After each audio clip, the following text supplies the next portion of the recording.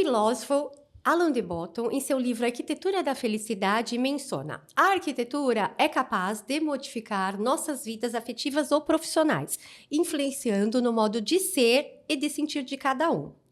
Esse é um dos livros que eu não consigo ficar longe. Sou apaixonada.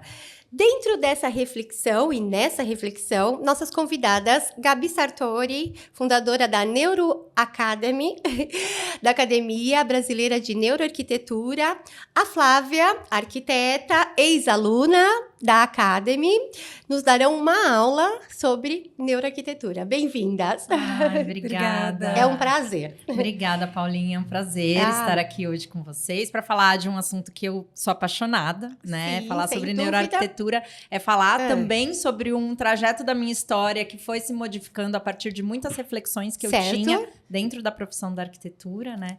Então, para mim é sempre um prazer. Estamos emocionados aqui com a presença de vocês. Vamos lá, então. Sendo assim, queridas, o que é neuroarquitetura?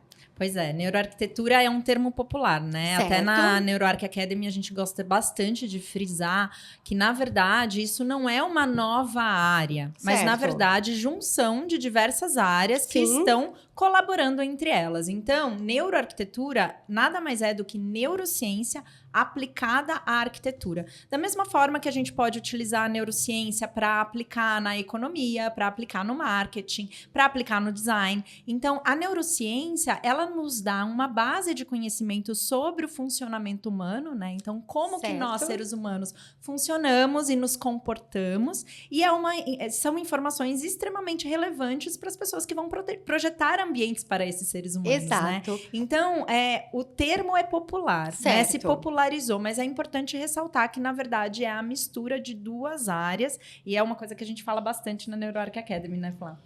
Isso é demais, né? Uau! E você, Flávia, conte-nos, por favor, sobre o que é neuroarquitetura. Então, para mim, como uma pessoa que atua na área, é fazer projetos mais assertivos, fazer projetos, criar ambientes que vão impactar o meu cliente. Perfeito. Né? E a neuroarquitetura, né, é psiconeuroarquitetura. Ela não é apenas... Ela tem toda uma coisa de entender o cliente mais profundamente, fazer um briefing mais aprofundado e fazer um projeto adequado àquele cliente, à necessidade dele, não só na parte funcional ou na parte estética, que é importante também, mas o modo que aquele ambiente vai impactar qualidade de vida, qualidade de sono, foco, produtividade, até felicidade, depressão. A gente consegue muita coisa com o ambiente, e isso tudo baseado em evidências científicas. Então, é isso. Fantástico. Hoje a aula aqui vai ser maravilhosa. Se deixar, o podcast vai ter 3 horas também. E como surgiu a neuroarquitetura? Vocês podem contar um pouco sobre isso, por favor? Olha, falar sobre o impacto do ambiente já é algo muito antigo, né, Paulinha? Se a gente for para a história da arquitetura, a arquitetura antiga, ela olhava muito para isso, né? Olhava para a experiência da pessoa de uma forma mais holística.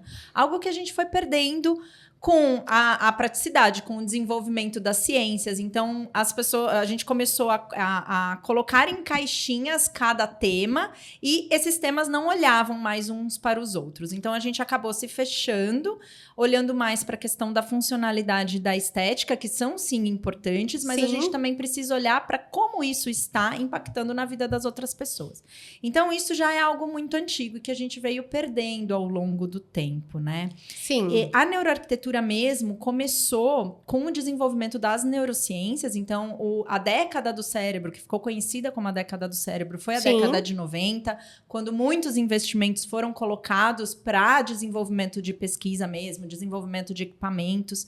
E aí, a partir disso, começou a se levantar essa possibilidade do impacto do ambiente no ser humano. E como que se deu isso, né? Certo. Tem um médico que a gente adora falar a história dele, que foi Jonas Salk. Ele foi o desenvolvedor, inclusive, da vacina da poliomielite.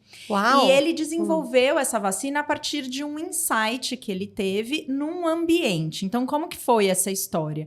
Ele era americano, ele saiu dos Estados Unidos, foi para a Itália, ficou um tempo recluso numa cidade da Itália e ele teve o insight da vacina nessa localização. E ele fala que sensacional isso! Que foi por conta do ambiente. Então, quando ele volta para os Estados Unidos, ele volta muito com essa ideia de que o ambiente sim impactou no desenvolvimento dessa vacina e ele começa, então, junto com um arquiteto que é super famoso hoje, que, enfim, né, foi famoso na época, que foi Louis Kahn, a desenvolver o Instituto Salk, que fica em San Diego, na Califórnia, muito com a atmosfera dessa cidade italiana, né? Sim. Então, ele queria trazer um pouco tudo aquilo que ele vivenciou na Itália para os cientistas nos Estados Unidos. E ele recebeu um prêmio de arquitetura. Imagina, um médico receber um prêmio de arquitetura pelo projeto desenvolvido.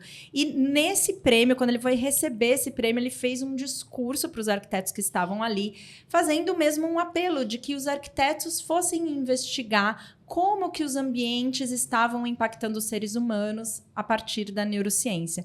E na audiência ali tinham arquitetos que começaram esse movimento, que foi com o desenvolvimento da ENFA, né, da Academia Americana, que se deu em 2003. Então, a partir desse discurso, começou uma academia nos Estados Unidos. Olha isso, em San Diego 2003, mesmo? Sim, na Califórnia. Certo. E aí, a partir disso, isso começou a se disseminar, né? No Brasil, somos precursoras, então somos pioneiras no tema e começamos a divulgar isso em 2019 com a primeira conferência que foi aí desenvolvida pela NeuroArc Academy. É uma história mega longa, né? Se desse, a gente ficaria aqui horas falando sobre isso. Dei uma encurtadinha. Vamos marcar uma outra oportunidade para nós, porque esse tema é valioso, é fundamental, não só para arquitetos e designers, mas também para as indústrias, para os lojistas, enfim. E aí vai.